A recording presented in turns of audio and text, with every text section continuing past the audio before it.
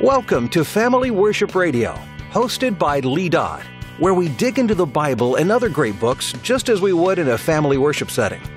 You can utilize this podcast as the content of your family worship, or simply use it as an aid in your preparation. Let's get started. Welcome to our second episode of Tidbits from Church History. In this episode, we will once again be looking at the life of the reformer John Calvin. Now, you may be thinking, is that all Lee's going to talk about? Not at all.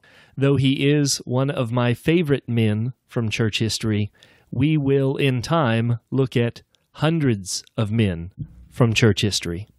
And today I wanted to speak about the end of the life of John Calvin, particularly his burial and one of his final statements that I will read preceding his death by about 30 or 35 days.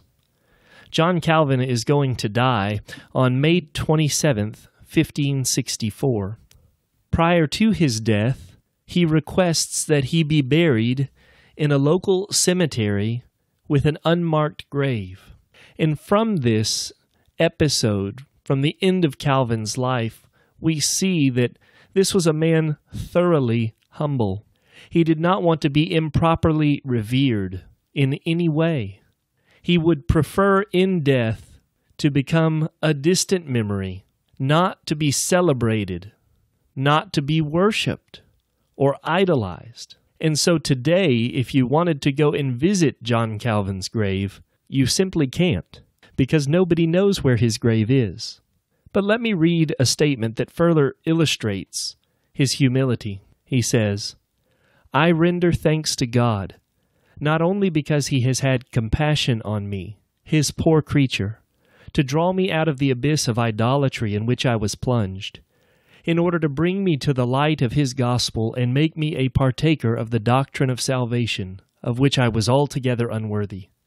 And continuing his mercy, he has supported me amid so many sins and shortcomings, which were such that I well deserved to be rejected by him 100,000 times. But what is more, he has so far extended his mercy towards me as to make use of me and my labor to convey and announce the truth of his gospel." This was a humble servant of the Lord Jesus Christ.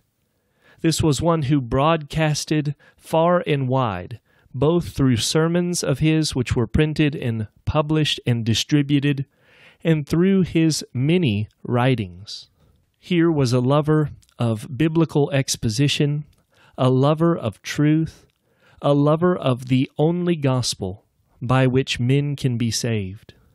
John Calvin's life and his death illustrate that this was a man of a single passion: to honor the Lord with the fruit of his life, to labor in the Lord's vineyard, bearing fruit as the Lord sovereignly gave it. All of us can learn from John Calvin's life and John Calvin's death what it means to be a sincere, Christ-loving, God-glorifying Christian.